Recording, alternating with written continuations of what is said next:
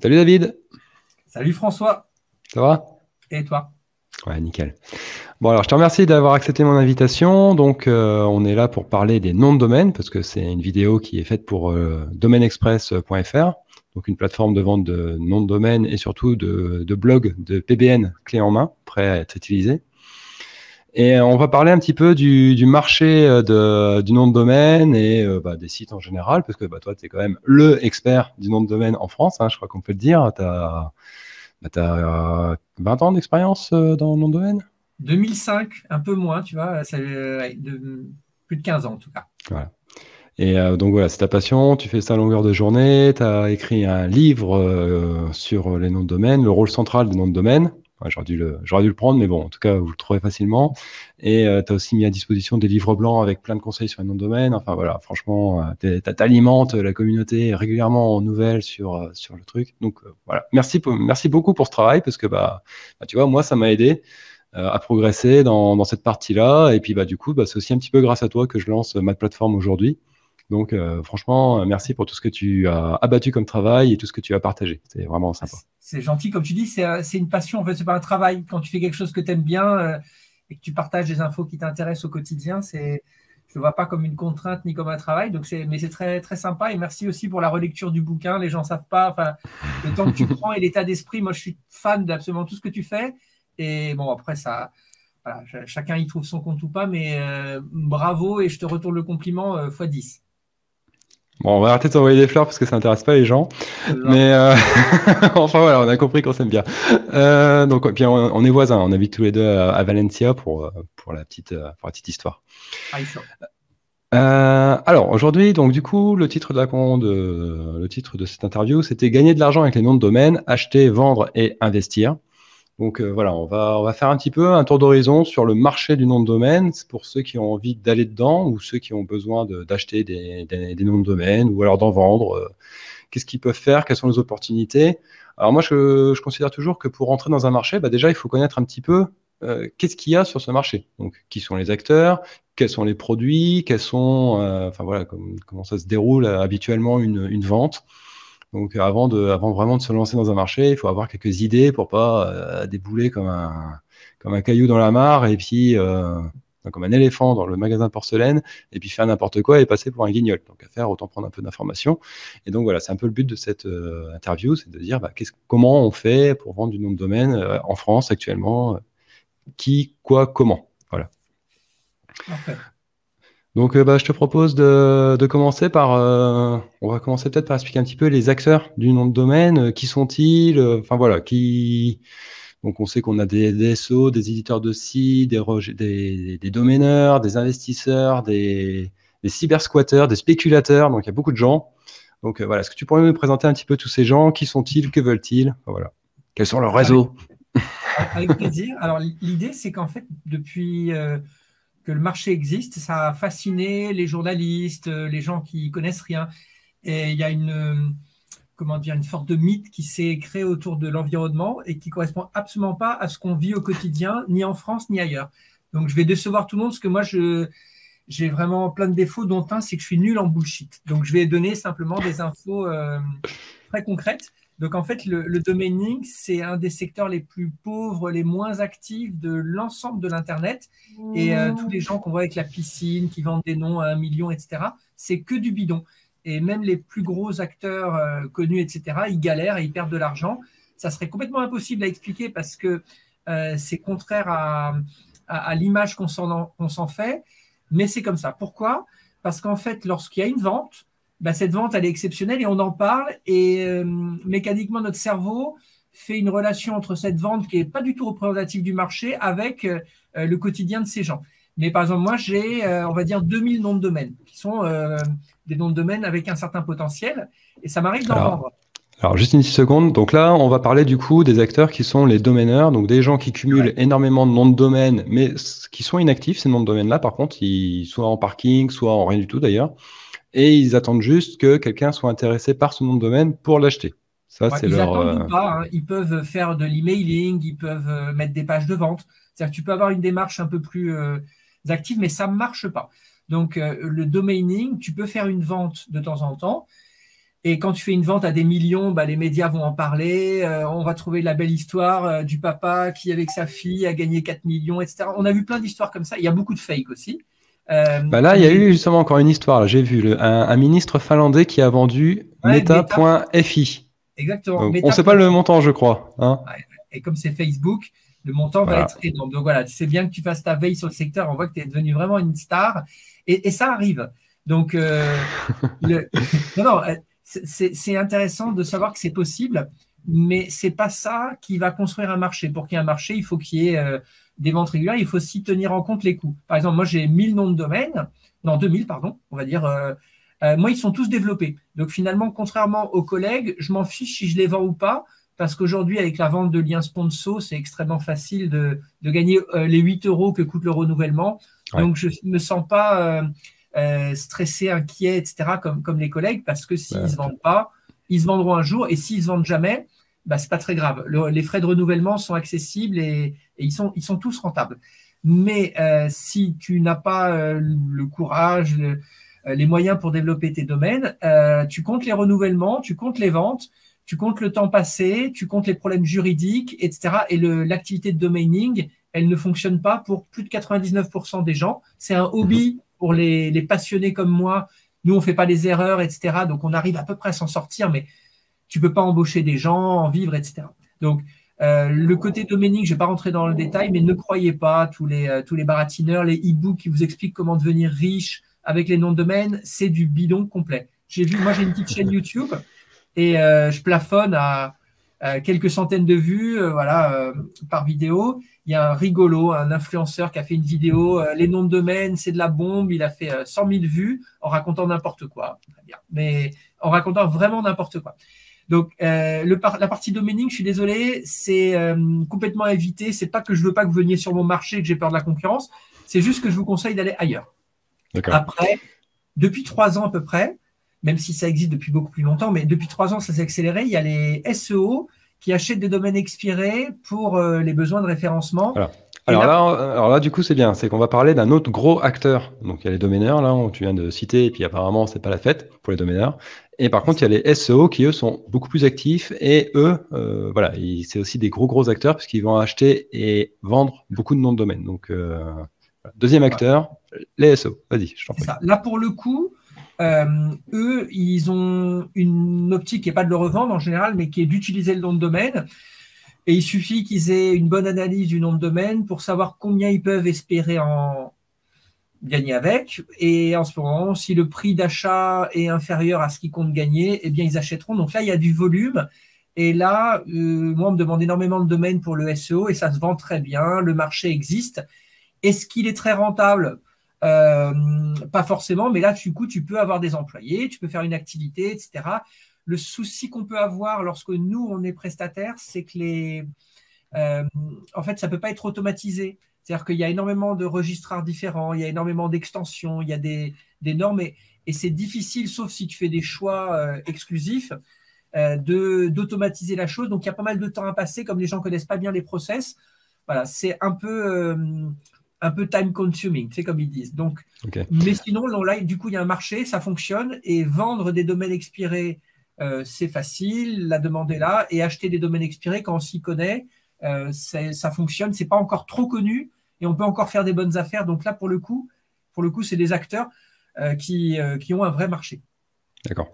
Donc donc il faut, si j'ai envie de vendre des noms de domaine, il vaut mieux que je trouve des noms de domaine qui ont des métriques, c'est-à-dire qui ont du trust flow, qui vont avoir du citation flow, qui vont avoir de l'ancienneté. Et je crois que toi, surtout, c'est la thématique. Alors, c'est vrai, hein, les thématiques monétisent, les thématiques qui monétisent, c'est très très facile à rentabiliser.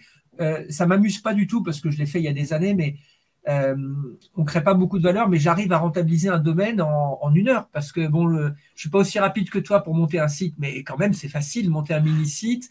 Tu poses un lien pour un client si tu récupères un site d'assurance ou d'habitat ou de beauté, enfin vraiment c'est très accessible. Donc là effectivement les thématiques sur lesquelles il y a une forte demande, c'est très facile à rentabiliser. Et là je recommande aux gens qui veulent utiliser Domaine Express, mais plutôt pour pour faire du business, de choisir des thématiques où il y a une demande. Un joli nom qui évoque quelque chose qui est poétique, etc., vous aurez peut-être un attachement, mais vous aurez quand même plus de mal à le rentabiliser, alors que si c'est en finance, par exemple, il faut aucun effort et c'est fait tout de suite. Donc, ouais, je pense que la thématique est essentielle, un peu de jus, évidemment, puisqu'on a vu que le marché est orienté autour de ça, mais la thématique, et je pense que c'est essentiel. Alors, c'est intéressant que tu le dises, ça, c'est qu'en fait, sur Domain Express, enfin, du moins, moi, les sites que je produis pour Domain Express, parce qu'il y a aussi des partenaires qui peuvent vendre leurs sites sur le catalogue, les noms de domaine que je propose, enfin, les blogs que je propose, eux, ils sont dans des thématiques d'office qui rapportent de l'argent. Bah oui, parce qu'en fait, c'est logique. Moi, je veux les vendre, donc je sais très bien quelles sont les thématiques qui sont rentables, et donc, bah, je vais pas m'amuser à faire des sites sur les bouteilles d'eau, par exemple, sachant parfaitement que de toute façon, il n'y a personne qui achètera ces sites. Ça serait complètement débile. Donc, en fait, par défaut, les sites que moi je propose sont susceptibles d'être rentabilisés via le SEO. Parce que bah, voilà, moi aussi de base, hein, je viens du SEO et je sais très bien qu'en vendant de l'article sponsorisé, en louant du lien, en faisant des choses comme ça, c'est ça qui va permettre de rentabiliser rapidement des noms de domaine. Après, il y a tout l'aspect, évidemment, on va booster. On va inclure ces blogs dans des PBN et du coup, ça va booster des monésites. Pourquoi pas. Mais voilà, en tout cas, il y a ces deux pendants-là. Donc, du coup, les domaineurs, te dis que c'est pas trop la fête, mais bon, ils peuvent s'en sortir s'ils sont très, très malins et un petit peu actifs. Par contre, le SEO, oui, plus rentable. Et dans le secteur, il y a beaucoup de malhonnêtes. Donc, si par exemple, j'ai envie de te voler des domaines, c'est très facile. Donc, dès que tu as un peu l'expérience, on est dans un secteur où oui, comme tout, tu as des opportunités, mais l'image qu'on en a, elle ne fonctionne pas. Et SEO, oui, c'est rentable, effectivement. Alors après, il y a un autre acteur qui est les éditeurs, c'est-à-dire en fait les gens qui ont un monosite, un e-commerce, un site vitrine pour leur entreprise. C'est là aussi, ils ont besoin de noms de domaine qui soient corrects pour monter leur business. Donc tu les connais un petit peu. Est-ce que tu peux comment tu nous les décrirais, l'éditeur lambda, qu'est-ce qu'il veut, qu'est-ce qu'il est? Ça a changé, c'est-à-dire qu'historiquement, les éditeurs étaient intéressés par un nom de domaine, étaient prêts à l'acheter uniquement quand le besoin était ressenti, et tu pouvais contacter des éditeurs en disant voilà, je sais que tu es dans les bébés par exemple, j'ai vu que tu as plein de noms de domaine sympas en bébé dans Domaine Express. Tu les contactes, tu leur dis voilà, j'ai plein de domaines bébés. S'ils n'avaient pas le besoin immédiat, ils n'allaient pas les acheter, quel que soit le prix. Aujourd'hui, on sent que si tu as des prix raisonnables, c'est des gens qui ont une élasticité au prix assez forte. Mais si tu as un prix qui est accessible, ils peuvent se dire bon, bah, pour un projet futur, je sais qu'un domaine, ce n'est pas facile à trouver. Si j'ai l'occasion d'en avoir un maintenant à un prix qui correspond à ma trésor du moment, allez, je veux bien faire l'effort. Donc là, les éditeurs, ça change, mais surtout les éditeurs qui sont dans des secteurs où l'Internet est avancé, par exemple le voyage, comme tu dis, les secteurs porteurs. Mais si je vais voir des éditeurs dans des secteurs un peu moins actifs, comme l'énergie, ou tu vois, les gros secteurs, là, ils sont encore à l'ancienne. Par exemple, le gambling, les éditeurs, ils te prennent absolument tout, ils ont des moyens, ils ne te posent pas de questions parce qu'ils sont que online. Aujourd'hui, c'est une activité qui est vraiment dématérialisée et ça part tout de suite. D'autres secteurs comme la santé, par exemple, où il y a beaucoup de contraintes légales et tout, c'est plutôt des acteurs qui fonctionnent encore à l'ancienne. Mais les éditeurs, pour nous, c'est un très bon débouché. Et c'est aussi pour ça, peut-être que je te dis que le secteur aujourd'hui, il est mort, mais à terme, ça peut évoluer si les éditeurs… Moi, par exemple, j'ai des noms de domaine, j'ai mis une offre récemment, nucléaire.com, environnement.fr, plein de noms sympas dans l'énergie. Aujourd'hui, personne n'en veut, je n'ai même pas une offre à 10 € pour ces noms-là.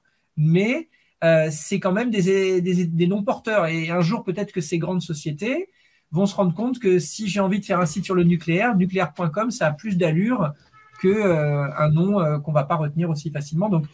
Donc oui, les éditeurs, c'est en évolution, je dirais, comme acteur.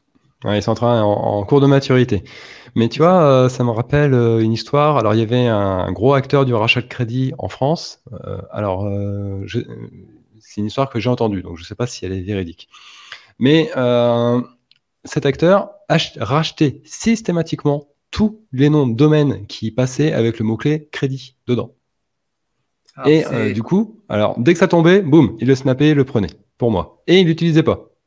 C'était juste pour bloquer les noms de domaine, bloquer la concurrence SEO. Alors, Et en effet, moi, j'ai bossé un petit peu dans le rachat crédit et l'enfer pour trouver un nom de domaine qui contient un nom un peu sympa, quoi. C'était parce qu'en fait, systématiquement, le mec, il avait pris le truc. C'était un éditeur, hein, c'était pas son métier, c'était pas le SEO. Et il disait, bon, je sais que mes concurrents utilisent les noms de domaine pour monter. Donc, ce que je fais, c'est que je mets un snapper sur l'affaire et puis hop, je rachète. Donc, je sais pas si toi, tu as déjà entendu parler des histoires comme ça.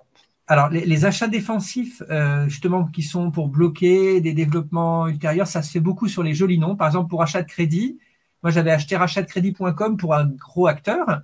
On était sur l'enchère et ils n'avaient pas de besoin. Mais comme c'était vraiment le nom fort, ils m'ont dit, moi, j'étais au téléphone pendant l'enchère Snapname, ils me disaient, no limit, t'y vas. C'est-à-dire qu'ils s'en fichaient du prix et c'était un gros acteur. Et il y a un autre acteur, je ne vais pas donner de nom parce que c'est quelqu'un qui est très actif finalement dans la communauté et qui fait exactement ce que tu dis dans ce secteur. Et ils ont beaucoup de moyens, ils passent à la télé, c'est quand même une start-up et ils rachètent absolument tout. Oui, je crois qu'on parle de la même personne. Voilà. Alors, ça arrive, là un tout petit peu moins maintenant, mais en tout cas ça arrive, mais c'est assez exceptionnel. Mais effectivement, il y a,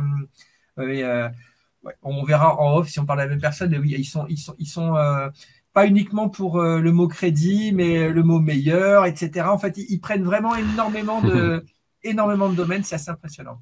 D'accord. Alors, tu vois, c'est intéressant cette histoire-là que le marché que les clients éditeurs, toi, tu constates une maturité et qu'ils comprennent que, oui, finalement, les choses changent sur Internet et que, en effet, trouver un nom de domaine, c'est compliqué et finalement d'avoir l'opportunité d'en prendre un à un moment donné, même si on n'a pas besoin. Et voilà, c'est une évolution qui est quand même assez remarquable parce que, en fait, ça prouve bien aussi je trouve, la raréfication des noms de domaine parce que les SEO, tu vois, par exemple, on vient de parler de cet acteur-là qui rachète en masse. Mais il n'y a pas que lui, évidemment, il y a aussi tous les SEO qui achètent en masse des noms de domaine. Je veux dire, moi, j'ai fait un blog il y a 5 ans. Oui, c'est ça. Il y a 5 ans, j'ai fait un PBN pour un client de 430 blogs. Le mec, il a 2 thématiques. Bon, il est dans les travaux, je peux le dire. Mais en gros, dans cette thématique-là, depuis 5 ans, ça fait 430 noms de domaine qui sont propres, qui étaient exploitables, pas ouf au niveau des métriques, mais qui étaient exploitables, et ils ne le sont plus. Parce que voilà, ils sont pris, le mec il est dessus, il les bosse, et si tu les veux, ceux-là, tu les as plus, ils sont pris. Et il y a quand même une raréfication du nom de domaine. Moi, je parle carrément de pénurie, parce que tu as des domaines entiers, des domaines, des thématiques, sur lesquels il n'y a plus de nom de domaine expiré disponible. Donc, je ne sais pas si tu as vu aussi cette évolution-là, la disparition, la pénurie d'expirés dans certains domaines, toi. Je ne sais pas si tu l'as vécu ou pas. Alors, oui, en fait, il y a 2 choses. Et la plupart des gens de mon secteur, ils vont avoir tendance à exagérer cet aspect-là pour en vendre plus. Donc, je suis d'accord que ça coûte très très cher lorsqu'on veut un domaine au moment T, alors que si on avait fait l'effort de l'avoir en amont, on va le payer moins cher parce que l'opportunité se présentait. Donc ça, c'est un fait et ça peut avoir du sens. Attention quand même parce que tout le monde tombe dans le piège, je me le vois en tant que vendeur, d'acheter un nom de domaine sans avoir de projet ultérieur et de rien en faire. Et en fait, c'est ça qui me permet de vivre parce qu'on a un site qui s'appelle Domstocks où on vend des domaines pas chers qui n'est pas rentable parce que c'est très chronophage. Par contre, on vend des domaines que les gens utilisent ou pas. Et il y a 30% peut-être des domaines que les gens utilisent jamais. Et en fait, nous, comme il y a des pages de parking, ça nous fait du lien et on a des milliers de domaines qui continuent à pointer vers nous gratuitement parce que les gens les renouvellent quand même, mais ils les utilisent pas. Et ça a de la valeur. Donc, attention, si vous voulez continuer à m'enrichir, achetez des domaines dont vous n'avez pas de projet immédiat parce que 30%, peut-être pas 30%, 20% des domaines, ils sont pas utilisés à la fin et c'est dommage parce que là, du coup, c'est une perte... tu as immobilisé de l'argent pour rien. Donc, mais alors, du coup, ces acheteurs-là, ils laissent ta page parking à toi plutôt que de faire bêtement une redirection vers leur site. Ils font même pas cet effort-là de faire la redirection. C'est ça. Et ça, c'est 100% de la rentabilité de Domstocks. Parce que sur une transaction à 10 euros... Ça, c'est un business model qui est vrai à l'heure. Encore un business model de dingue. Je fais waouh. 20 euros, je vais pas gagner d'argent, rien que le temps passé, etc. L'énergie, c'est pas rentable. Par contre, sur le temps, je te dis, on a un pool de pages qui sont encore actives et qui pointent vers nos sites. Et ensuite, alors, c'est plus mon associé, parce que moi, j'ai du mal à me motiver le matin avec des trucs qui sont complètement nuls comme ça. Mais mon associé, lui, il vend du lien, il fait, en fait, tu vois, il fait de la monétisation un peu, comment dire, industrielle, et ça marche très bien, parce que quand tu as des bonnes métriques qui sont dues à des domaines qui ne sont pas à toi, qui pointent vers toi gratuitement, eh bien, ça change la qualité de ton business. Donc, nous, ça fonctionne très, très bien comme ça. Parce que les gens achètent des noms, ils ont une impulsion chimique au moment de l'achat, mais ils n'en ont pas besoin. Donc, si vous avez un besoin, achetez-le. Si vous avez, si vous avez décidé de consacrer du temps, très bien. Sinon, bah, il y aura quand même toujours des opportunités. C'est dommage de passer d'immobiliser de l'argent pour rien. Alors ça, je dirais que c'est aussi je crois que c'est aussi une caractéristique du marché du nom de domaine, ça, c'est que c'est un marché qui travaille sur le temps long. Et ça, on n'a pas l'habitude forcément sur Internet et chez les SEO, par exemple, où tout va très vite, il faut aller, il faut speeder, tout ça. Et bah parce que moi j'ai un PBN de 500 sites. Alors au début, tu le crées, c'est long, enfin, et puis bah, tu te dis, waouh, c'est quand même beaucoup de temps investi, même si c'est automatisé, tout ça. Mais en fait, tu te rends compte que sur le temps long, c'est-à-dire au bout de 2, 3, 4 ans, mais l'investissement, il est remboursé 100 fois, quoi. C'est un truc de dingue. Alors tu vas dire, ouais, c'est du bullshit et tout. Mais non. Typiquement, moi, je t'ai acheté plein de domaines sur Domstock. Je les ai achetés 60 balles pièce, en gros. Et je les ai tous, aujourd'hui, ils sont tous rentabilisés et ils me rapportent en moyenne 240 € par an. Ça m'étonne pas. Et je veux dire, où tu vois des trucs pareils. Je veux dire, t'achètes une maison, tu la mets en location, ou un appartement, tu le mets en location. Alors déjà, pour retomber sur ton investissement, tu en as pour 20 ans. Allez, 15 si tu te débrouilles très très bien. Et après, le temps qu'il fasse comme ça, enfin x4 tous les ans, en fait, ça n'existe pas, quoi. Je veux dire, tout simplement. Tu as raison que la rentabilité, elle est facile. Et le temps long, c'est exactement ça. Je vais ajouter une chose, c'est que souvent, en fait, quand tu as une idée, c'est pas ça qui va se passer. Et dans le temps long, il y a des choses qui se passent où tu gagnes de l'argent que tu n'avais pas du tout prévu. Et en fait, c'est en multipliant les actions que finalement, il y en a qui vont être positives. Moi, l'essentiel de mes revenus, je pourrais faire, ah ouais, je suis un visionnaire et tout. Non, c'est des trucs coup de bol. J'avais prévu autre chose et c'est l'inverse qui s'est passé. Mais finalement, j'en ai tiré profit. Donc, oui, le temps, il travaille avec nous. Surtout si ça t'intéresse, si tu développes des connaissances, que tu évites les pièges. Donc, s'il y a vraiment des gens qui veulent se lancer dans l'activité, il faut apprendre et il faut accepter de ne pas gagner tout de suite. Ça, c'est vrai. Comme dans le SEO, je pense. Alors, c'est exactement ça, et c'est être à l'écoute du marché, en fait, de l'évolution du marché.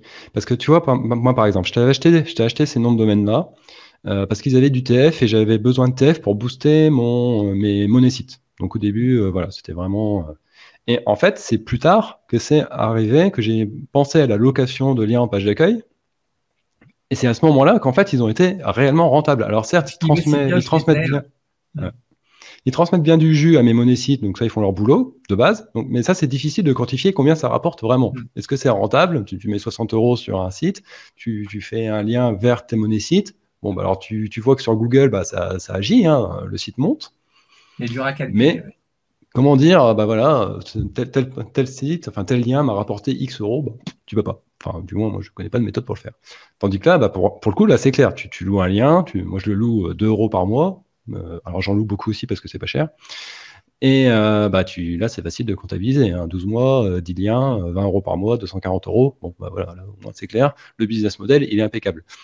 Donc, voilà, ce que je veux dire surtout, c'est que j'ai acheté ces noms de domaines-là pour une certaine perspective, mais en fait, ils me rapportent beaucoup plus. Enfin, du moins, j'imagine qu'ils me rapportent beaucoup plus pour une autre. Et c'est un peu ce que tu décris. Et avec le temps long, on arrive à trouver des business qui sont complètement différents, mais qui marchent bien. Tout à fait. C'est vrai qu'il faut s'accrocher aussi parce que toi, ça fait déjà 15 ans, au moins 10 ans, en tout cas, que tu es actif dans le SEO. C'est ça quelque chose Alors, moi, j'ai commencé sérieusement il y a 10 ans. 10 ans, voilà. Et moi, je vois beaucoup de gens qui ont des hauts et des bas, etc. Il vaut mieux s'accrocher parce que normalement, comme tu dis, les efforts, que ce soit les investissements ou le temps qu'on a passé, normalement, paye. Il y a une inertie qui est assez forte. Et aujourd'hui, moi, par exemple, je pourrais m'arrêter de travailler si je décide et d'avoir des revenus tout seul parce qu'avec l'essentiel des choses, enfin, tout ce qui a été fait, il y a forcément des choses qui ont marché et qui vont encore un peu marcher pendant un moment. Donc, c'est dur au début. Et puis, c'est de moins en moins dur. Il y a des hauts et des bas, mais normalement, c'est plutôt le temps qui travaille pour nous. Ouais. Et puis, comme tu disais, de toute façon, tu cumules des noms de domaine. Et puis, Ah, j'ai perdu mon idée. Ah oui, tu cumules des noms de domaine, tu arrives à les rentabiliser assez facilement, rien que par exemple en vendant un article sponsorisé, tu vas le vendre, je sais pas moi, allez, 40 euros. Bon, voilà, tu rentabilises le renouvellement pendant 5 ans. Ben, pendant ces 5 ans-là, ton nom de domaine, il continue à prendre de la valeur parce qu'il prend de l'ancienneté. Et rien que l'ancienneté pour les SEO, ça a déjà de la valeur. Donc en fait, plus ton domaine vieillit, et plus il prend de la valeur. C'est comme le vin en fait. Tu poses ta bouteille là, tu reviens 2 ans plus tard, elle vaut plus cher. T'as rien fait. Enfin, peut-être que tu l'as retourné une fois tous les 6 mois, hein, pour que je connais pas le vin, mais bon, c'est un peu ça l'idée. Et en fait, du fait d'avoir cette patience, de dire bon, j'investis aujourd'hui, je me débrouille pour le rentabiliser comme je peux. Mais c'est pas compliqué, hein. Franchement, aujourd'hui, on a des tonnes d'outils qui permettent de rentabiliser nos domaines. Et je laisse y lire. Voilà, tu prends pas un. Enfin, si le site est actif, par contre, tu peux pas me laisser un nom de domaine en parking, ça va pas plaire aux gens. Mais alors, donc, bah justement, tiens, l'acteur suivant, c'est les investisseurs. Alors toi, tu m'as dit, quand je t'ai dit les investisseurs qui sont dessus, tout ça, et toi, tu m'as dit, waouh, ça n'existe pas, les investisseurs et tout ça, machin. Alors tu vois, en fait, tu vois, là, j'ai commencé à te parler des bouteilles de vin et tout ça. Donc ça, c'est clairement une optique d'investisseur. Et voilà, et c'est pour ça que moi, je te dis qu'il existe des investisseurs sur le marché du nom de domaine, parce que voilà, maintenant, je me considère comme investisseur. Je cherche à placer de l'argent et je pense que les noms de domaine, c'est une bonne idée. Alors toi, tu dis que non. Alors j'aimerais bien avoir un peu ton point de vue sur les investisseurs dans les noms de domaine. Toi, tu n'es pas un investisseur, tu transformes une matière première. Est-ce que je sais pas moi, le fabricant de maisons en bois, c'est un investisseur dans le chêne? Bah non, c'est un transformateur de matières premières comment dire, qui apporte sa valeur ajoutée. Donc, les gens qui achètent des noms de domaine juste pour les revendre, en fait, qui veulent profiter des opportunités de marché, ça n'existe pas. On est tous vendeurs. C'est-à-dire que absolument tout le monde sur le marché est vendeur. Il y a un milliardaire qu'on connaît très bien, qui fait ça pour s'amuser, qui a acheté vraiment beaucoup de noms de domaine, lui qui peut gagner n'importe quelle enchère et faire de l'achat-revente. Ça ne fonctionne pas. Comme tu disais, en fait, le temps long, ça fonctionne, mais les promesses des domaineurs, c'est vous allez gagner de l'argent, ça va être comme les bitcoins, ça monte, etc. Ça, c'est faux. Il n'y a pas d'opportunité en flip qui est un achat pour revendre. Ça existe. Oui, d'accord. Ok. C'est qu'en fait, moi, j'ai pas la bonne définition du mot investisseur, en fait. C'est que moi, dans mon idée, on est quand même actif. Alors que toi, toi, t'es vraiment dans un, oui, complètement passif. J'achète et je revends, quoi. Les investisseurs, c'est les financiers qui ont juste des moyens et qui connaissent pas, en fait, ils peuvent acheter n'importe quel actif. Et donc ça, nous, on a un événement qui s'appelle NDD Camp, où on fait venir des gens. Il y a des juristes, ils sont très importants. Il y a évidemment les référenceurs, il y a les éditeurs de sites, il y a des agences de création de marques, il y a ce que tu veux. Les investisseurs, on envoie une fois tous les 3 ans et on leur dit, bah, allez-vous-en, quoi. Vous allez perdre votre temps chez nous parce qu'il n'y a pas de potentiel. Ou alors, tu peux peut-être gagner si tu connais un peu, mais vraiment, les taux de retour sur investissement sont trop faibles. Hein. Il y a des opportunités, évidemment, hein, mais ce n'est pas… le marché. Oui, on n'est pas à la bourse, on va acheter, revendre les noms de domaine et puis prendre sa plus-value. Ouais, voilà, c'est pas possible. Donc, c'est pour ça que les investisseurs, c'est que dans les e-books pourris, devenir riche avec les noms de domaine. Ok. Et oui, d'ailleurs, on retrouve un peu encore cette histoire de temps long au niveau de la liquidité. C'est-à-dire, est-ce que c'est facile de vendre un nom de domaine? Bah non. Parce que, en fait, chaque nom de domaine est unique et il y a peu d'acheteurs pour ce produit unique. On n'est pas dans la boîte de conserve de haricots qui peut intéresser énormément de gens. On est dans un truc très précis. Et du coup, le marché est pour ce nom de domaine-là, pour un nom de domaine, est très très petit. Et trouver la personne à l'instant T qui va le vouloir, c'est difficile. C'est dommage qu'on n'ait pas une plateforme qui fasse l'interface entre l'offre et la demande, parce que chaque nom de domaine peut potentiellement intéresser une personne à l'autre bout du monde, mais comme l'offre et la demande ne se rencontrent pas, le marché n'existe pas. Mais oui, tu as bien décrit la problématique, tout à fait. Mais Domstock, c'est un petit peu ça. Nous, on fait que les domaines expirés pour le SEO. Donc là, on en vend. Par contre, on les vend à des tout petits montants où les marges sont ridicules et c'est vraiment un sous-produit. Hein. Moi, en fait, je me force à faire Domstock. Ça me permet de voir des listes, mais ce n'est pas sur les domaines pour le SEO où je vais gagner de l'argent. C'est pour trouver vraiment la pépite dont je connais le potentiel et que je ne vais pas vendre à 50 euros à François Tréca, mais que je vais vendre potentiellement à 1600 euros à une entreprise qui a vraiment besoin de ce nom de domaine. Et je suis prêt à attendre parce que je sais que cette entreprise-là, elle pourra l'utiliser, elle gagnera bien plus. Mais c'est ces noms de domaine-là qui nous intéressent, nous, les investisseurs en nom de domaine, et pas les domaines pour le SO. Le domaine pour le SO, c'est un sous-produit pour rencontrer des gens sympas, etc. Mais personne ne gagne de l'argent. Kifdom, DomExpire, etc. Alors, DomExpire, ils tentent quelque chose, mais on va dire Kifdom, c'est un sous-produit pour eux. Ils ont Rank Explorer, ils ont plein d'activités. Voilà, c'est. Oui, c'est aussi un moyen de communiquer. Voilà, c'est ça, c'est avoir une activité, une base de clients, éventuellement faire autre chose, passer vers les liens, mais c'est pas facile. Hein. Faut pas croire qu'on gagne de l'argent, c'est du flux.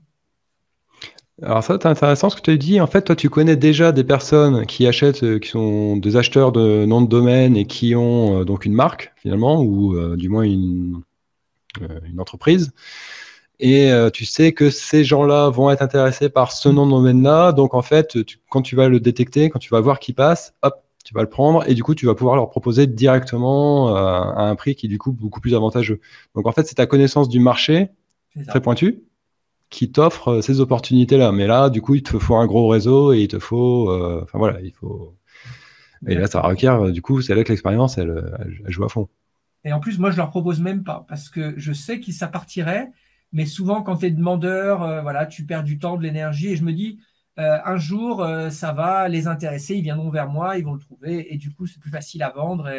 Et tu as l'impression d'être un apporteur de service. Donc, c'est plutôt comme ça que je me considère. Tu vois, je ne vais pas dire, tiens, François, j'ai un bon nom pour toi.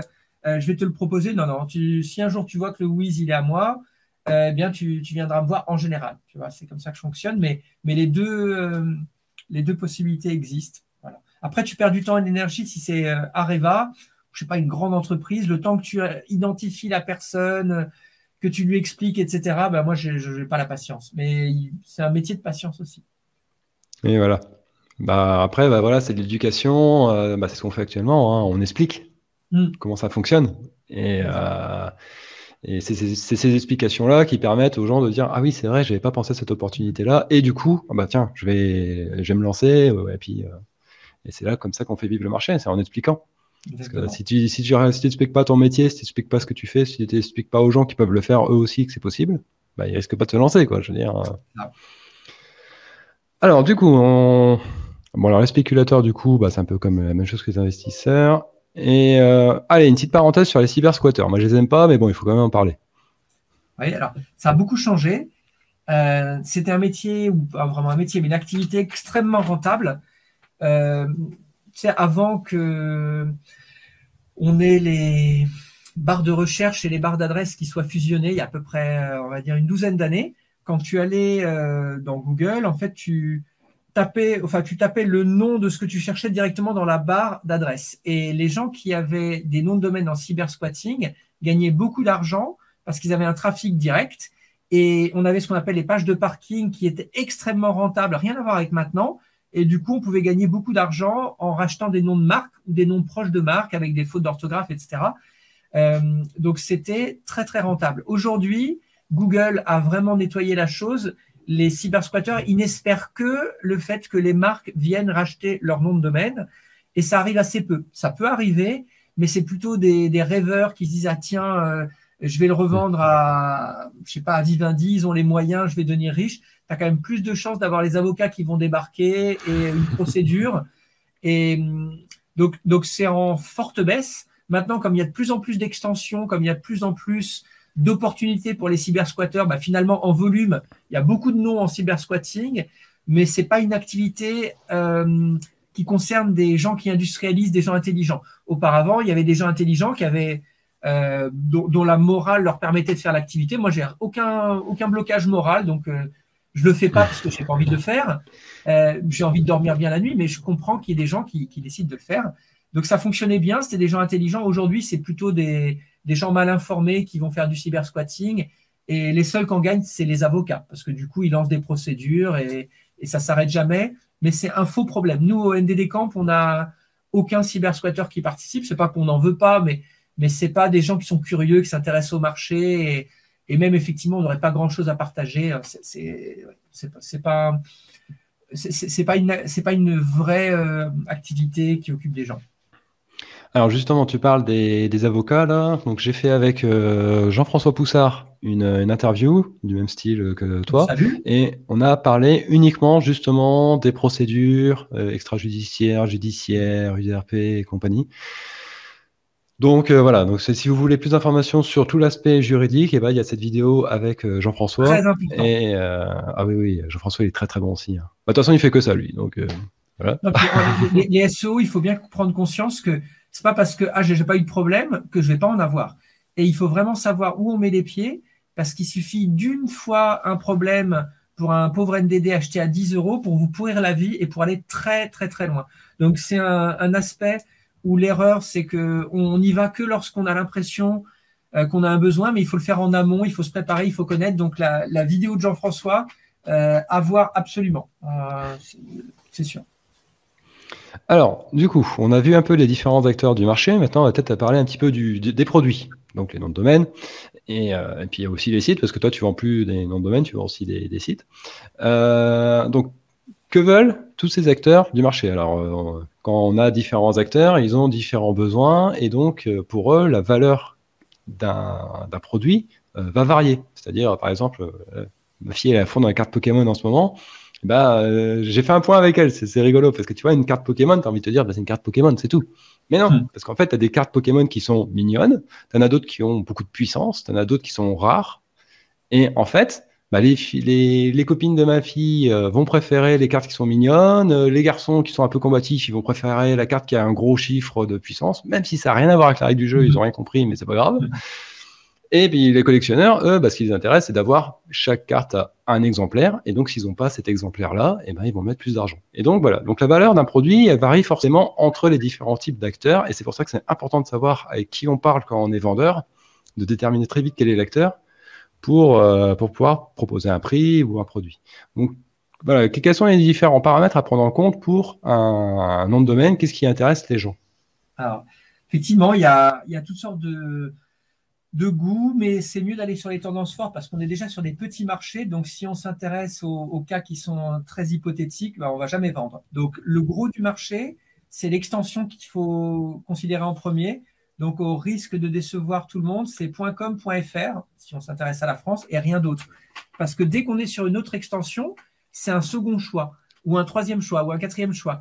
Et si on veut vendre un peu plus cher que le prix d'enregistrement, il faut qu'on soit sur un premier choix. C'est-à-dire que les personnes vont préférer enregistrer un nom libre qui n'est pas exactement ce qu'ils veulent plutôt que d'aller sur un deuxième choix. Par contre, sur le meilleur nom, sur le premier choix, donc .com ou .fr, parce que c'est là où il y a du prestige, là, ça vaut le coup. Donc, je dirais que l'extension, ça ne sert à rien si j'ai envie d'acheter pour revendre, de faire autre chose que ces deux extensions dont j'ai parlé. Toi, tu n'es que sur le .fr, je pense, ou en tout cas, c'est ça que tu as privilégié. C'est parfait, parce qu'en France, je pense que .fr, c'est le premier choix. Ou alors le deuxième avec le .com, mais ça se vaut. Hein, c'est vraiment kiff-kiff. Donc, première chose, l'extension avec simplement .com, .fr. Ou .be si on est en Belgique, .ch. Mais là, on s'attaque à des marchés qui sont beaucoup plus petits et qui, à mon avis, ne sont pas suffisants vraiment pour immobiliser, stocker des noms. Donc, je n'irai pas sur ces petits marchés ou alors ponctuellement ou si on fait des efforts pour. Deuxième chose, c'est la thématique dont on a parlé. Aujourd'hui, il y a une demande forte sur certaines thématiques. Pour des thématiques où on ne monétise pas, bien les gens n'auront pas le réflexe d'aller sur le second marché, d'aller s'embêter à faire des transferts. Ils préféreront aller enregistrer quelque chose de libre. Donc, l'extension en premier, je dirais, la thématique. Ensuite, le volume de recherche ou en tout cas, la rareté du nom. C'est-à-dire qu'on veut un nom soit qui soit, tu as dit rachat de crédit par exemple, rachat de crédit, rachat de prêt.com, etc., .fr, c'est rare, il n'y en a qu'un et on pourra faire des efforts pour les obtenir. Par contre, rachat-crédit-poitiers.fr, là, c'est plus quelque chose qui est rare et nous, on le voit sur la saturation des extensions. C'est-à-dire que moi, je ne vais jamais prendre un nom de domaine si, par exemple, si c'est un .fr, si le .com n'est pas déjà enregistré, je ne vais pas prendre le .fr parce que je me dis qu'il n'y a pas de saturation. Et en général, je veux une saturation supplémentaire, le .net, le .org, etc., pour être sûr que c'est des domaines sur lesquels les gens ont envie de se positionner. Parce que pour passer à l'achat, qui est forcément plus compliqué, il faut apporter un plus. Donc, il faut être un premier choix. Donc, premier choix sur un secteur porteur. Premier choix aussi avec un nom, lorsqu'il n'y a pas un volume de recherche qui soit court, mémorisable, efficace, qu'on ait envie de cliquer, voilà, qu'il soit positif. Donc, l'efficacité du nom, aucun outil comme Estibot ou comme ces évaluateurs de nom de domaine complètement débiles n'a une idée de ce qu'ils valent. Donc, c'est uniquement l'expérience et le ressenti qui permettent de savoir ce qu'est un bon nom de domaine. On ne peut pas l'automatiser. Il y en a plein qui ont essayé, mais chaque cas, comme tu as dit, chaque domaine est unique et chaque situation est différente et c'est impossible qu'une bête machine algorithmique arrive en se basant sur des ventes et tout, à faire quoi que ce soit. Donc, c'est à l'œil et au cerveau. C'est vrai que les outils d'estimation, on a le même problème en SEO. C'est-à-dire que tu vas avoir des mots-clés qui sont estimés à des millions de vues, alors, qui sont tapés des millions de fois sur Google. Et en fait, tu te rends compte que tu te dis, ouais, c'est l'affaire du siècle et tout, je vais les prendre. Sauf qu'en fait, il n'y a pas un centime dans ces mots-clés-là. Donc, tu ne pourras pas faire par exemple, tu cites la Poste, par exemple, c'est un mot-clé qui est tapé des millions de fois par mois, et c'est normal. Ouais, et en fait, si tu es deuxième sur la Poste, parce que tu ne seras jamais premier, de toute façon, même si tu es deuxième sur la Poste, en fait, tu ne feras pas un centime. Donc, en fait, on a aussi ce problème un peu d'estimation, c'est-à-dire qu'on a des données, on a des estimations, et puis en fait, si tu les prends telles quelles, ça ne te sert à rien du tout. Et surtout, tu as aussi des estimations qui ne sont pas faites sur certains mots-clés, par exemple. Et tu te rends compte qu'il y a des gens qui le tapent, finalement, et de l'argent à se faire. Donc voilà, en fait, pour l'instant, on ne remplace pas vraiment encore le cerveau. Mais ça, le problème, c'est que ça vient avec l'expérience, ça vient en essayant. Donc c'est vrai que si tu débutes, tu aimes bien avoir une estimation, mais il faut vous garder en tête que ce ne sont que des estimations et que c'est comme tu dis, c'est un peu bête et méchant, quoi. En tout cas, dans ce qu'on utilise, nous, pour les noms de domaine, c'est pareil qu'un singe qui lancerait des fléchettes, c'est-à-dire la pertinence, elle est à 0, mais vraiment 0, hein, donc à ignorer totalement. En SEO, il y a quand même plus de données, donc c'est pas 0, mais non, nous, c'est vraiment sans intérêt. Alors, moi, il y a un truc que j'ai un peu plus de mal à comprendre, c'est au niveau de la longueur des noms de domaine. Alors, je sais que les domaineurs adorent les noms de domaine très courts. Moi, en tant que SEO, c'est une valeur qui me laisse un petit peu sceptique parce que, je veux dire, par exemple, Léa.fr, tu vois, moi, en SEO, ça m'évoque rien du tout. Mais je sais que les domaineurs et les éditeurs, eux, par contre, ils aiment bien ça. Alors, j'aimerais bien que tu m'expliques un petit peu l'intérêt d'un nom de domaine court. Voilà, en fait, effectivement, c'est le critère numéro 1 pour nous parce que le SEO, on s'en fout. En fait, vous êtes une bande de passionnés incroyables et tout, mais personne ne comprend ce que font les SEO en dehors des SEO. Et malgré, moi, je suis impressionné par le niveau, la qualité, les performances, mais c'est quand même un micro-marché. La personne qui veut développer un business, il veut qu'on se rappelle de son nom, il va en parler, et s'il a Léa.fr, il y aura un gros sourire sur son visage, les autres diront « Oh, Léa.fr, c'est facile à retenir, c'est joli, ça me plaît. » Donc, c'est, je dirais, le côté mémorisation qui est important, parce que si ensuite, tu es une startup, comme le font beaucoup de nos startups pourries, là, tu achètes un nom de domaine libre en .io que personne retient avec des jeux de mots, etc. Lorsqu'ils vont dans des salons, ils disent nous, on est stringing.io. Et puis la personne rentre chez elle, mais comment ils s'appelaient ces crétins là? Je ne trouve pas, et puis ils ne trouveront jamais. Donc il faut un nom fort parce qu'on est dans une surabondance d'informations et par rapport à cette nouvelle donne, pour sortir du lot, le côté court, c'est ce qui fonctionne le mieux. Côté court et positif, parce que si tu t'appelles merde.fr, c'est pas terrible, hein, donc il faut que ça soit quand même un nom joli. Et là, pourtant, c'est facile à retenir. Il est facile à retenir, mais il n'évoque pas quelque chose de positif. Donc, tu peux peut-être le vendre, hein, mais non, il faut un nom impactant. Donc, nous, c'est ça qu'on va regarder. Est-ce que pour le SEO, c'est un avantage? Un peu, parce que le CTR va être meilleur. Hein. Si tu as un nom joli dans les recherches, dans les résultats de recherche, les gens ils vont quand même un peu plus cliquer sur celui-là. Donc, le CTR, il a une importance, surtout dans Google Ads. Dans Google Ads, tu payes par rapport au CTR que tu as. Donc, investir dans un nom qui est court, mémorisable, efficace, etc., punchy, ça a du sens. Et là, ça demande un peu de culture générale. Moi, par exemple, j'en ai pas beaucoup, mais il y a des jolis noms qui évoquent un tableau très connu, etc. Là, tu peux y aller, quoi. Il faut que ce soit un nom qui évoque quelque chose au maximum de personnes et ce n'est pas du tout l'optique des SEO pour le coup. Ouais. Alors justement, j'avais fait une interview d'Antoine Sacco, que tu connais bien, je crois. Bien sûr. Et Antoine Sacco, qui est une grosse star dans l'Ads, et Google Ads surtout. Donc si vous avez besoin... Bah non, il propose plus de conseils, donc ça c'est fini. Mais en tout cas, il est très très bon. Et lui, justement, il avait repéré cette importance du nom de domaine dans la publicité pour Google. C'est-à-dire que, à un moment donné, tu as l'URL qui s'affiche. Et en gros, si c'est marqué ce que tu disais là, je ne sais pas quoi, steam.io, steamcredit.io dans l'URL qui était en tout petit dans l'annonce, et ça ne donnait pas envie de cliquer. Alors que si c'était rachatcreditpoitiers.fr et que le mot-clé qui était visé c'était rachatcredit Poitiers, et les gens cliquaient plus. Et ça, ils jouaient à fond sur cette carte-là parce qu'en fait, ça faisait monter son taux de clic. Donc, du coup, Google avait plus tendance à l'afficher lui parce que Google facture des clics. Et quand tu fais beaucoup de clics, Google te baisse ton coût du clic. C'est là.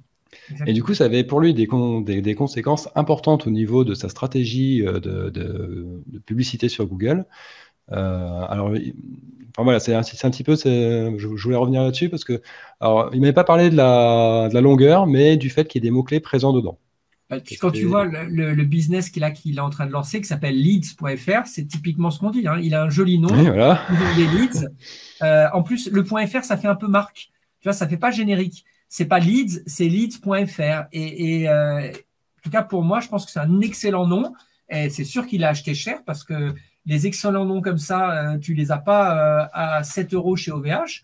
Tu les payes cher et je suis sûr qu'il va le rentabiliser. Et c'est un très bon choix. Donc voilà pourquoi on aime les noms courts et efficaces. D'accord. Ok, là je comprends bien du coup. Alors après, il y a aussi dans les noms de domaine toute la partie metrics, donc les fameux TrustFlow et CitationFlow et nombre de domaines référents. Tu as quelque chose à dire? Alors il y a aussi le Domain Authority qui est moins utilisé en France, mais beaucoup plus partout ailleurs dans le monde, j'ai l'impression. Alors, je sais pas, tu as quelque chose à dire sur ces métriques-là pour les noms de domaine? Ça a un impact Alors, oui, bien sûr. Je vais conseiller aux gens de voir les autres vidéos parce que les SEO sont passionnés par ça. Pour moi, c'est du bullshit complet, c'est facile à manipuler, ça n'a aucun intérêt. C'est vraiment la négation de l'intelligence, de la réflexion. Et Majestic SEO, pour moi, ils sont très forts d'avoir réussi à imposer un standard grâce à leur marketing parce que c'est complètement nul pour moi. Donc, je laisserai les gens qui sont, qui vont en parler, qui aiment ça et qui savent les utiliser, en parler mieux. Donc, parce que pour moi, je pourrais facilement vendre plus cher en montant les TF, en trichant, les RD aussi, mais vraiment, c'est pour ça que j'adore les SEO, mais j'ai un peu de mal avec ceux qui ont toujours des problèmes. Ah ouais, mais tes métriques, les courbes et tout. Ils n'ont pas compris qu'en fait, les métriques, les courbes, c'est une histoire qu'on leur raconte, de mon point de vue. Mais voilà, passons à une autre question pour pas vexer. Tu vois, alors je vais juste rebondir sur le mot, tu as utilisé le mot tricher. Je ne vais pas tricher. Mais en fait, tu peux pas tricher avec le TrustFlow. C'est-à-dire que soit tu y crois, et dans ce cas-là, si tu fais un lien à partir d'un site qui a du TrustFlow vers ton site, il va monter en TrustFlow. Mais en fait, c'est pas tricher, c'est le fonctionnement normal de l'algorithme. Tu as raison, mais tricher, ce serait le vendre lorsqu'il y est et l'enlever après. Ah oui, ça c'est autre chose. Ça oui, là il y a un petit peu. Mais tu vois, ce que je veux dire, c'est que les gens souvent ils disent je triche, je booste le TrustFlow. Bah non, le TrustFlow, si tu crois, si tu penses qu'il est exact le TrustFlow, qui représente bien ce qu'il représente, tu triches pas. Il fait sa mesure. Bon, si tu penses que c'est bidon, là forcément tu vas considérer que c'est de la triche. Mais... Alors, l'historique, qui a aussi une valeur pour le SEO. Et est-ce que ça a aussi de la valeur? Enfin voilà, qu'est-ce que tu peux me dire sur l'historique au niveau de la valeur? Qu'est-ce que ça va changer au niveau de la valeur du nom de domaine, cette historique? Vraiment très important. Et alors, moi, je ne suis pas SEO, donc j'ai moins de connaissances que vous, mais quand même une expérience du remontage d'expi très longue. Et l'historique est essentiel. Par contre, donc John Muller a dit récemment, ça ne sert à rien. Depuis 2003, les domaines expirés ne poussent pas parce qu'on a mis en place un système. Et moi, je m'en rappelle justement de cette époque où le nom de domaine expiré ne va pas repartir, les liens vont être ignorés, ça serait comme prendre un œuf. C'est vrai, en fait, mais ce n'est pas expiré ou pas expiré. C'est est-ce que Google a vu une période d'inactivité, une période de parking, etc. Est-ce qu'il a vu une rupture? Et si ça, c'est le cas, on voit bien que ça ne part pas. Donc, si vous récupérez un domaine expiré qui n'a pas été utilisé, ou souvent les gens mélangent, ils prennent des domaines effacés. Pas des domaines expirés, mais des domaines qui ont eu une vie il y a 10 ans, et puis il les retrouve et il les réenregistre. Ça va. C'est comme vous enregistrez un œuf, l'historique est pas pris en compte. Par contre, si tu as un nom de domaine que tu récupères à la seconde où il est disponible, eh bien, Google l'a pas vu, en fait, cette période d'expiration. Il va pas interroger Louise, il va regarder ses propres data. Et là, ça repart comme en 40. Donc, l'ancienneté est très importante, à condition qu'on ait une longue période d'activité, ou en tout cas qu'on n'ait pas de période d'inactivité, de redirection, de parking, de ce que tu veux. Et là, effectivement, ce que dit Google est vrai. Je ne vais pas compliquer les choses parce qu'on est dans des métiers très compliqués, mais de toute façon, la plupart des domaines expirés que nous, on prend, ils n'ont même pas expiré. En fait, ils ont expiré, mais ils n'ont pas été effacés parce que les registrars les vendent avant que les domaines passent en rédemption. Il se dit, ah tiens, mon client, il n'a pas renouvelé, bah, je vais le vendre. Donc, il gagne beaucoup d'argent avec des domaines qui ont expiré, ça veut dire qu'ils n'ont pas été renouvelés par le propre client, mais en fait, ils ont été renouvelés par le registrar et ça, Google ne peut pas le voir. Il n'a aucun moyen de le voir. Donc, sur le marché des expirés, il y a plein de choses. Ce qu'il faut regarder, c'est l'ancienneté active. Et là, pour le coup, pour le SEO, c'est bien. Pour nous, pour les domaineurs, ça n'a pas d'importance. Mais pour le SEO, oui. Ok. Bon, alors après, dans l'ancienneté, il ne faut pas oublier aussi qu'il peut y avoir eu des périodes de chinois, de japonais, il peut y avoir eu des périodes de porno, des périodes de contrefaçon. Donc moi, c'est quelque chose auquel je suis assez attentif, parce que je n'avais pas envie de me trimballer des expirés qui ont ce genre d'historique. Alors moi, tu vois, pour moi, la période d'inactivité, moi, ça ne me dérange pas. C'est pas... Non, mais en fait, tu repars à zéro, c'est-à-dire que tu vas pas récupérer le bénéfice, quoi. Enfin, moi, j'ai déjà vu, j'ai déjà réactivé des noms de domaine qui n'étaient pas actifs depuis longtemps, et puis ça repart quand même. Il y a quand même des choses. Hein. D'accord. On n'est pas d'accord sur ce point-là, mais c'est pas grave. Moi, je suis pas spécialiste. De toute façon, après, il faut faire l'expérience de toute façon. C'est ça. Alors, on a vu un petit peu donc les acteurs qui achètent des noms de domaine, qui en vendent. On a vu quels sont les paramètres qui vont valoriser ou pas un nom de domaine. Maintenant, comment, du coup, tu parlais tout à l'heure d'estimer le prix. Mais alors, comment je fais pour estimer le prix de mon nom de domaine? Voilà, j'ai un nom de domaine, je souhaite le vendre. Combien je le vends? Alors, dans mon bouquin, c'est 10 pages. Hein. Donc là, ça va vraiment être une synthèse très... Comment dire? Synthétique. Ouais, ça va être forcément l'idée principale, mais pas en détail. En gros, il y a plusieurs valeurs en vérité. Tu n'as pas une valeur, tu as une valeur revendeur, c'est-à-dire la valeur immédiate de liquidation entre des gens du métier, c'est-à-dire je veux revendre tout de suite à des domaineurs ou à des éditeurs, etc. Et ça, c'est une valeur qui est assez faible parce que nous, on n'a pas envie de prendre de risques et on a beaucoup d'opportunités. Ensuite, tu as la valeur end-user. Et la valeur end-user, c'est ce que l'entreprise pourrait en faire et un montant qu'on est capable d'estimer en fonction du potentiel du nom.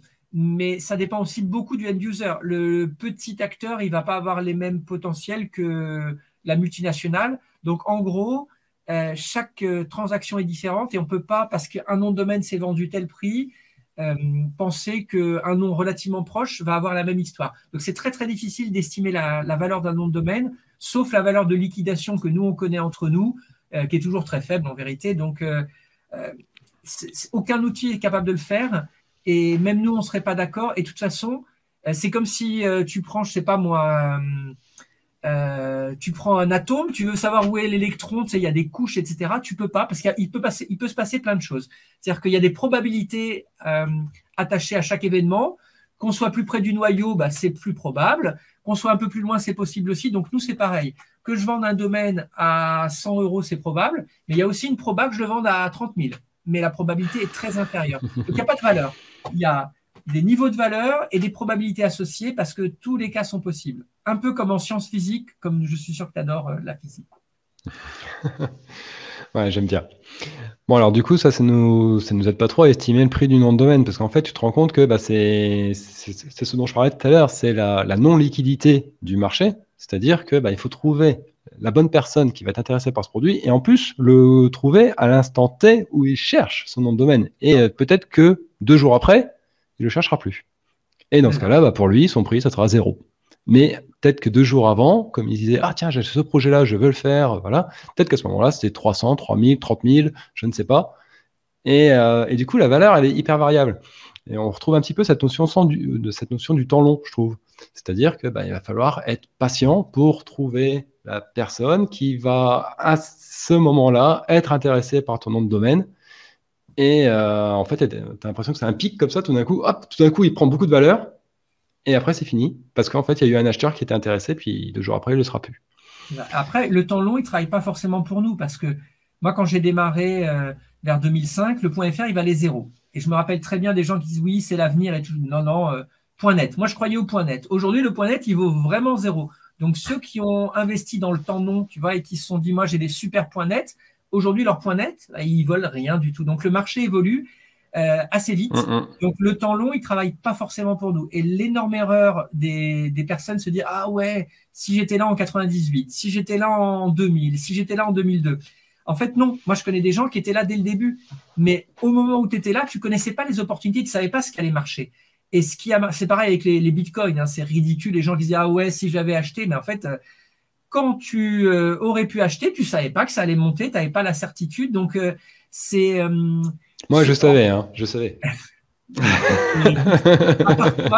En fait, c'est quelque chose qu'on connaît bien en sciences sociales. C'est l'histoire, tu peux pas parler du passé et projeter ce que tu connais aujourd'hui.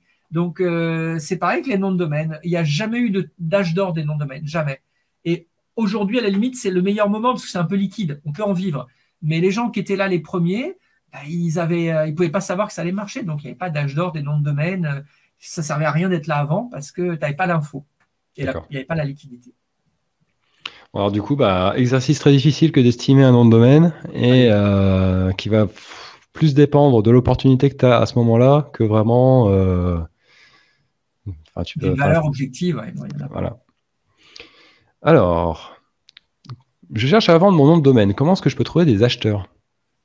Alors en fait, c'est impossible et c'est ça qui est vraiment dommage, c'est qu'il n'y a pas une plateforme qui centralise finalement les acheteurs et les vendeurs. Donc la première s'appelle, il y en a 2 qui sont à peu près équivalentes, c'est Sedo et Afternic, qui sont très faibles les 2. Hein, c'est-à-dire que ça a été un échec, il y avait un énorme potentiel, c'est pas de leur faute. Hein, c'est le marché qui a fait que ça n'a pas fonctionné. Donc on peut mettre ces noms sur Sedo, on peut les mettre sur Afternic, on les vendra pas. Donc bon. Il n'y a pas de frais pour ça. Après, il y en a des centaines des plateformes. Donc, on peut les mettre chez François Tréca aussi. La difficulté, c'est qu'il faudra qu'on trouve la personne qui a vraiment besoin du nom en question et il faut que ces sites-là aient de la visibilité. Et il n'y en a pas. Donc, il n'y a aucun endroit où il y aurait une visibilité suffisante. Donc, les acheteurs de noms de domaine, comme tu as dit, ils ont un besoin ponctuel, mais ils n'ont pas le réflexe d'aller sur Sedo pour voir si le nom est en vente. Donc, Sedo ne sert à rien. Il n'y a personne qui connaît Sedo. Voilà, pour caricaturer. Donc, c'est dommage. Et c'est aussi pour ça que nous, on se dit, c'est vraiment dommage, un super nom, mais je ne le vends pas. Par exemple, environnement.fr dont je te parlais, je me rappelle de son histoire, parce qu'il y a un monsieur qui est venu me voir il y a une quinzaine d'années qui m'a dit, oui, j'ai un super nom pour ma retraite, qui est décédé depuis en fait. Hein. Et un super nom pour ma retraite, il vaut 100 000 euros, et puis il est mort, et son nom, il a expiré, je l'ai récupéré sur une plateforme d'enchères, parce que même si le nom est magnifique, il n'a pas eu l'opportunité d'avoir un acheteur, etc. Et ça aurait pu, mais les acheteurs qui au moment T, on avait envie, ne savait pas qu'il était en vente et voilà. Donc, c'est pas si facile de vendre un nom de domaine. C'est même difficile. Et le fait de mettre sur le nom de... Enfin, tu sais, tu fais une page de présentation et puis tu dis ce nom de domaine est en vente, ouais. ça amène des gens. C'est le mieux. Non, c'est le mieux.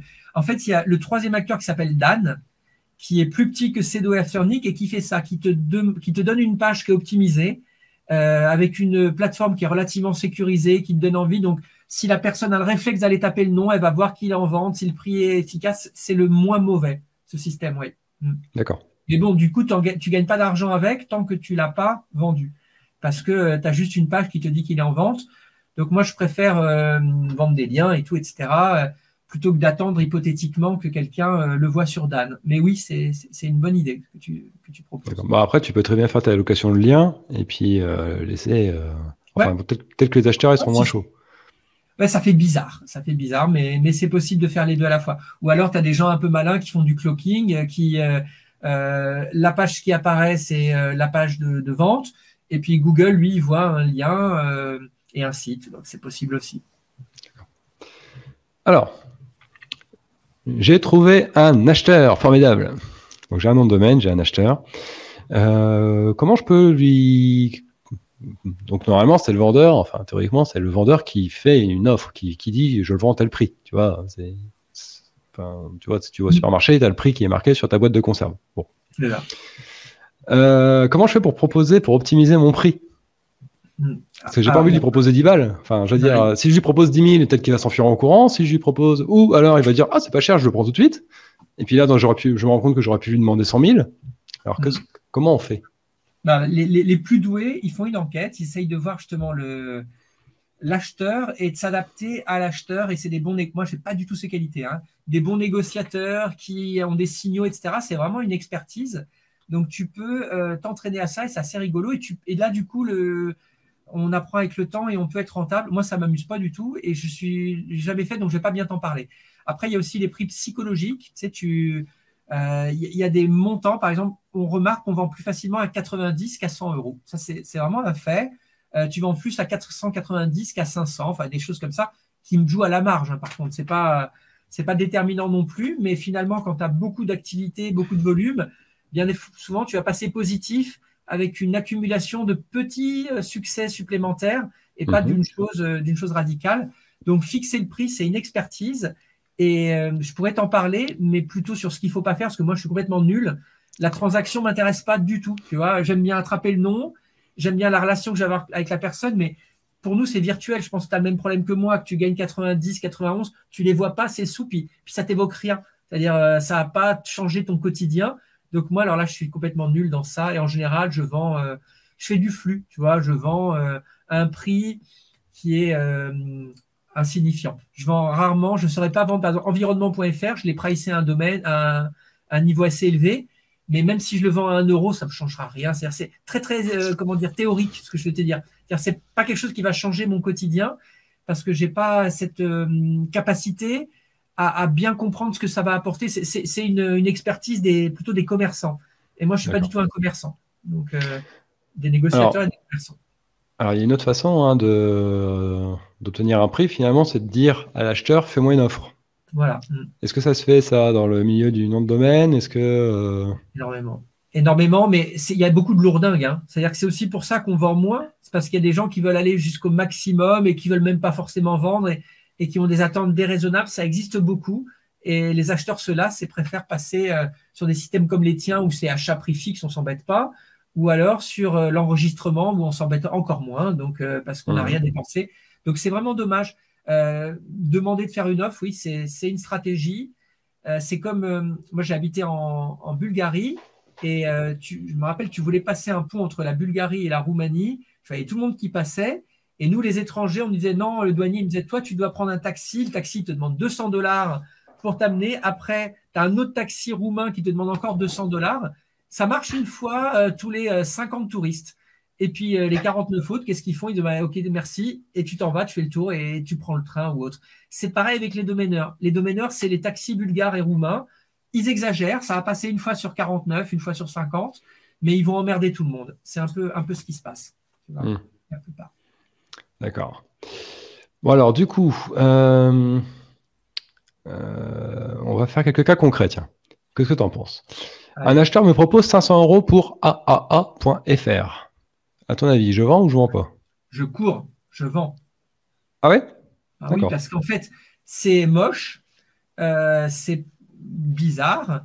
Évidemment, c'est 3 lettres. Il y a peut-être des entreprises qui s'appellent comme ça, mais 500 €, ça suffit pour un nom qui n'est pas terrible comme ça. Donc, et tu peux le vendre. Si tu me dis 5000, bah, encore mieux. Mais les probabilités qu'on ait une offre à 5000, elles baissent beaucoup. Donc 500, oui, je vends.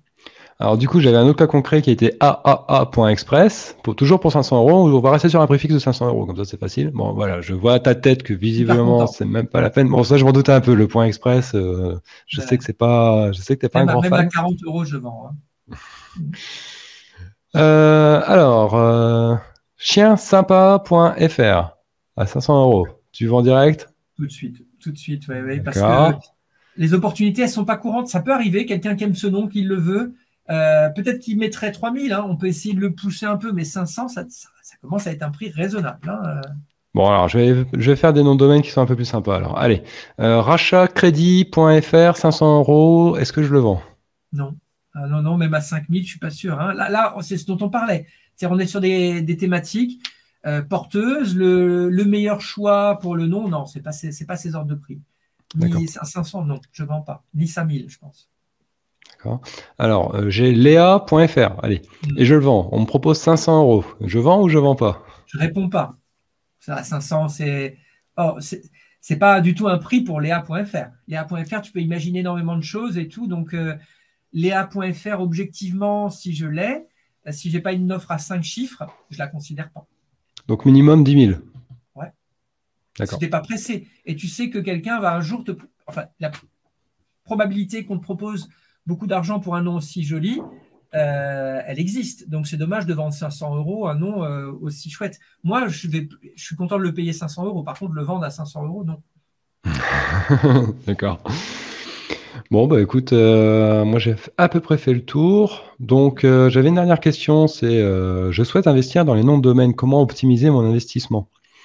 Donc, alors, du coup, ma question était mal posée parce que c'est pas un investissement. C'est pas vraiment la définition du j'achète et je vends. Parce que moi, moi, j'ai une vision entrepreneuriale et je vais forcément essayer d'apporter de la valeur à un moment donné. Le process, en fait, tu veux dire comment optimiser tes process, etc. C'est ça. Voilà, donc j'ai de l'argent, je me dis qu'il y a de l'argent à se faire dans les noms de domaine et dans le SEO aussi, hein. Donc toi par exemple, tu fais de la location de liens, c'est toi qui m'as expliqué comment on fait de la location de liens, d'ailleurs je te remercie, parce que ça m'a bien enrichi cette idée-là. Tant mieux. Là, franchement, puis bon, après, moi, du coup, j'ai travaillé aussi pour faire louer des noms pour évangéliser un petit peu sur la location du lien. Je sais pas si après, tu as vu un changement sur la location du lien. Il y a des gens pour qui ça paraissait plus naturel. Alors, c'est possible que ça évolue. En tout cas, toi, tu as vraiment tué le game, hein, parce qu'au niveau des prix, au niveau du service, etc., je pense que dans le marché, tu es venu avec tes méthodes qui sont différentes et probablement plus efficaces, plus structurées. Donc, je pense que les autres n'en ont pas forcément bénéficié parce qu'aujourd'hui, moi, à chaque fois, honnêtement, on me dit qu'est-ce que tu veux faire? Je dis bah, tu prends un domaine expiré, tu l'amènes chez François Tréca et voilà quoi. C'est-à-dire qu'il n'y a plus vraiment d'alternative par rapport à ce que tu proposes. Donc, je pense que tu as aidé le marché, mais pas forcément les concurrents, à mon avis. Hein. Pas beaucoup aimé. Mais figure-toi que c'est une réflexion que je me faisais la dernière fois, c'est que sur le marché du PBN, donc moi je suis constructeur de PBN, je propose des PBN à partir de 9 euros. Et en fait, je me rends compte que enfin, je me rends pas compte, je le savais, même les gars qui vendent de l'article sponsorisé, ils n'arrivent pas à faire de l'article sponsorisé à 9 euros. Donc c'est très compliqué. Enfin, il y en a qui arrivent, mais franchement, c'est chaud. Alors, chez toi, il y a 5 pages, on met les liens qu'on veut. Enfin, c'est hallucinant. Ouais. Et en fait, je me suis rendu compte que j'ai un souci maintenant, c'est que je suis le seul sur le marché du PBN quasiment. Alors, il y a BIM qui en fait un petit peu, qui est mon concurrent sur du PBN à 150, 200, 250 euros. Donc là, ils vont réussir à me concurrencer un petit peu. Mais le problème, c'est que maintenant... Non, ils sont encore là, les Belges Puissance Space, ou ils ont arrêté? Je sais pas trop où ils en sont. Okay. J'en entends pas trop parler en tout cas. Et en fait, je me rends compte que je suis tout seul. Et c'est très dur de faire la promotion d'un produit tout seul. Alors que si j'avais des concurrents qui étaient actifs et qui pouvaient espérer gagner de l'argent en faisant du PBN, chose qui est plus possible à 9 euros, parce que moi, en fait, j'ai d'autres systèmes qui permettent de le rentabiliser, l'hébergement, et ben, ils en parleraient du PBN sur Twitter, ils en parleraient sur LinkedIn, ils en parleraient sur leur site. Et du coup, ça donnerait de la visibilité aux produits PBN et je pourrais en vendre plus. Et là, j'ai tellement un peu coupé les pattes à tout le monde que là, je suis tout seul. Et puis, en fait, c'est à moi de faire la promotion du PBN tout seul comme un grand, quoi. Exactement. Et en fait, je me suis enfermé dans un piège un peu bêtement. Et du coup, maintenant, je galère pour communiquer sur le PBN, alors que c'est très bien. Les SEO qui vendent des liens dans les plateformes, ils ne se rendent pas compte de ça. Il y a beaucoup de... Comment dire je ne vais pas donner de nom, mais il y en a qui sont pas contents lorsqu'ils sont copiés, par exemple. Et pourtant, c'est bon pour tout le marché, comme tu dis, quand il y a beaucoup d'acteurs qui font la promotion, finalement, tout le monde en bénéficie. Et on voit que le marché du netlinking, il y avait 3 plateformes il y a 5 ans. Maintenant, il y en a, on va dire, 60.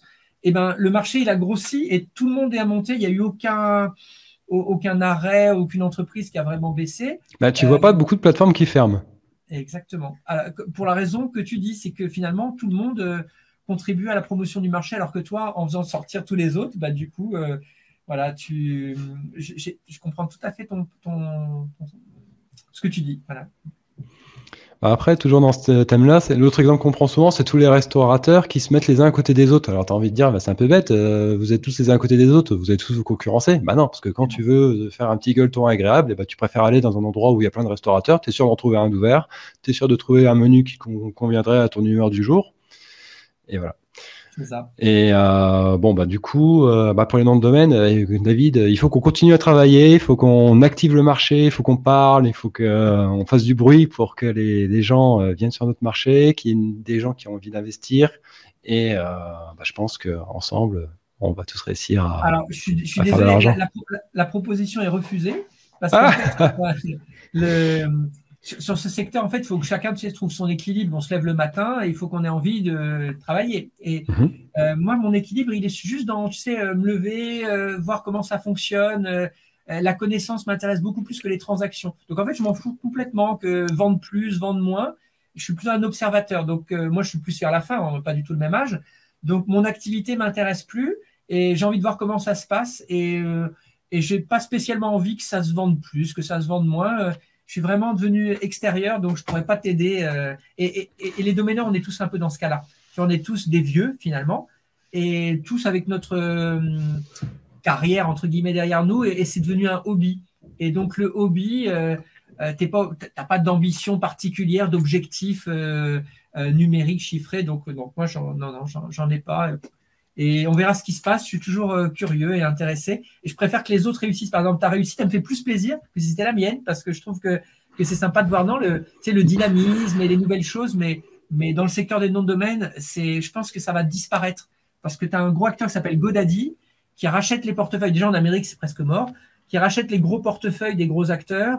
Tout le monde connaît, je pense, Dropcatch, Huge Domains, Namebright. C'est la même entreprise. Ils rachètent aussi tout le monde. En fait, ils font sortir les acteurs du marché. Donc déjà, Domainer, c'était pas très rentable. Bientôt, ça sera uniquement de l'achat-vente par des sociétés structurées. En Amérique, c'est le cas. Et nous, en France, on n'est que des vieux. Nos portefeuilles, ils évoluent plus tellement. Tout ça, ça va s'arrêter. Ça va s'arrêter plus tôt. Je pense qu'on a plus beaucoup de potentiel et plus beaucoup d'années d'activité. L'âge d'or, s'il y en a eu un, il était avant. D'accord. Bon, écoute, l'avenir nous le dira. C'est ça. Bon, en tout cas, c'était super intéressant. Je te remercie, David, d'avoir répondu à mes questions. Et puis, merci François. Très j'espère bonne que fête à tout le monde. Je ne sais pas si Ouais. ça va passer avant les fêtes ou pas. Mais, Non, ça sera en janvier. très bien. Bah alors, Mais bon, c'est pas grave. C'est pas grave. Et puis, j'espère que ça permettra à tous ceux qui connaissaient pas encore bien le marché du nom de domaine d'avoir un petit peu plus d'idées sur les acteurs, les produits et comment on le valorise. Et puis voilà, donc du coup je te souhaite des bonnes fêtes de Noël et puis on se dit l'année prochaine certainement. C'est ça, à bientôt, merci à tous et au revoir. Salut, à plus.